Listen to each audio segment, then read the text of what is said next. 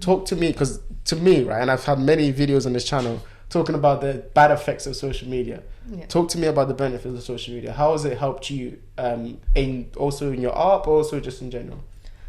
Inspiration, but also like it's so important to like market yourself as well as like your crafts, which I'm always saying for your podcasts. So I need to get you into social media. That's true. But yeah, it's so important like nowadays, like for businesses, for like everyone really, like also building like personal brands, which like I've done from like a young age. And just seeing like how many opportunities that opens up, like the travel blogging, that's like as a result of that.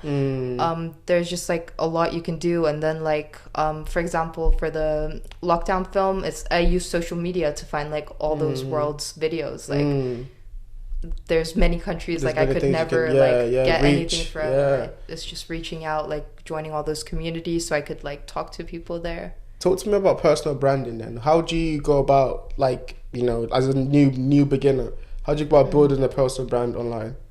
I think like consistency, but also like keeping a lookout on like different social trends. I think that really like helps you get out there, like reach a wider audience. Platforms, just like really thinking about all that. What are some of the platforms that you suggest? Like obviously, like I have a aversion to TikTok, as we've talked about many times. But podcasts, like it's great for TikTok. But like, it's so short, no? It's just a short. That's one of the questions I had actually. What advice? Say I hired you and I go, Ella, you have now the full control. Anything you say, I'll do. What advice would you give me in terms of, or anyone else, in terms of building a presence online, building something online, in terms of using all the social media platforms we have about? I mean, like it depends on like the niche and target audience. So like for example, for you have to like think about like podcast and like who are you targeting with your podcast, like what age range, like what kind of people, what are they like looking for. But generally like you should be on YouTube Shorts, TikTok, Reels. Like I know you don't like short form, but like people might see that short form and then go on to your long form videos. It's a funnel to the bigger thing. Yeah, you have to think about that aspect of it too. Okay, I mean, I agree, and I think a large part of it is because I'm lazy. Like lazy in that sense, in the sense of when I find a formula, I'm like, cool, just stick to this formula. But a large part of it is like getting past the barrier of like, because you're not the only one who've said it. My friends, like Andre's probably watching, is gonna be like, I told you about TikTok ages ago.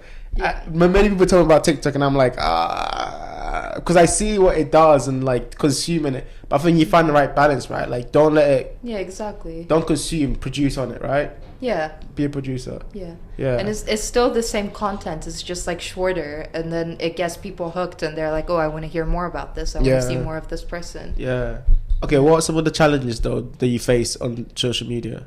Consistency. So like sometimes it's hard to find the motivation to like constantly post if you have like a really busy schedule. Like if I have so many trips planned, and then it's like everything kind of piles up, like the to-do list. Also social media, I guess, is like kind of like trends. Like it's like I'm contradicting myself. Like you should do trends, but at the same time sometimes you're like, I don't like these trends. Like so sometimes it's kind of like doing your own thing, but like knowing it's not gonna reach many people because it's not like the right formula. Just kind of like, I mean, you've been able to build like a really good audience, a massive audience on social media, so you definitely have figured some things out. In the beginning, was it difficult to kind of be consistent and figure out trends and stuff like that? How did you get past that? So it's different. So like I actually started on YouTube when I was like 12, 13. YouTube. Yeah. But that's the platform I ditched the most because it's like, why? It was just frustrating because anytime I made a video where I was like thinking of the audience and like what's gonna like get me the most views, I would get many views and like my subscribers would grow. But then if it was like, for example, something artsy, like a short film or whatever, like it would barely get views. So I think it frustrated me, like the content I like doesn't do as well as like content I actually don't like. Yeah, that's difficult too, right? It's hard to like balance it, but I guess like now I focus more on Instagram, where it's like easier to like post content I like and it still works. Like travel, I still love travel, and like that works well on Instagram as well. 100%. And like even like, I mean, I would also say like your artistic videos on YouTube are very good, so don't stop doing them because I'm a fan. If you have one fan, you have a fan in me, so please do more of those. Yeah, but no, I can't completely agree. I have the same kind of problem with this channel too. It's like the content that is just gaming the system almost. Like I don't want to game the system. I want to just be as pure as possible, but I also want to grow the channel. So you're having to balance. Yeah. How do you do both almost? You know. But I feel like it's a process, right? Yeah, I think once you set up like a process, like you'll just keep repeating it for all of them. Whether that's like cutting the video into like sections or like little snippets.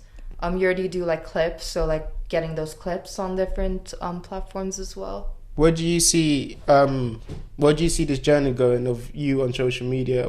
How far do you want to take it? What's your aspirations there?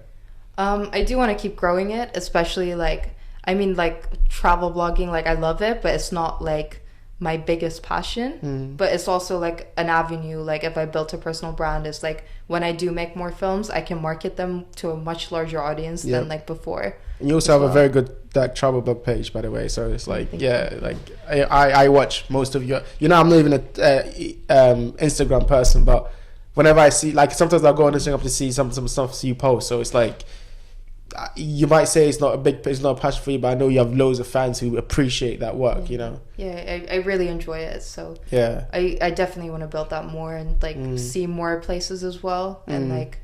Yeah, I just also want to do like more than weekend trips eventually, so that'll be cool. Would you do like vlogs? I know that they're not like best suited on Instagram, but like something for like YouTube. Yeah, stuff like that. Would you? I was thinking of it. Like I did film some last year, but I haven't actually like edited them yet. Hello guys, welcome to my. Basically. The thing is like Paris and Tunisia that I filmed. You still have them? Yeah, like I haven't edited it, but like I have like all the footage. For why would you edit it? It just not. It's just the time. Like it's hard to like balance like all of the different like hobbies. I guess. Yeah. No, I relate to that heavy. I relate to that heavy. But yeah, I think it's really cool. It's really cool what you do. Like the different like avenues, like the fact that you understand social media, the fact that you understand visual storytelling, like the fact that you always like you're traveling, all these things. I feel like it's super inspiring. You know, you do seek new adventures and inspire others. Call back. I'm just talking to myself because I'm just talking to the person who's going to be editing this in the okay. So to close it out, I had a few closing questions. Some of the questions I had was, what advice would you give to your younger self? If you know you were to look back into back to the past, and you're like, you know, maybe you're like scared to begin this journey that you've been on, what advice would you give to yourself back then?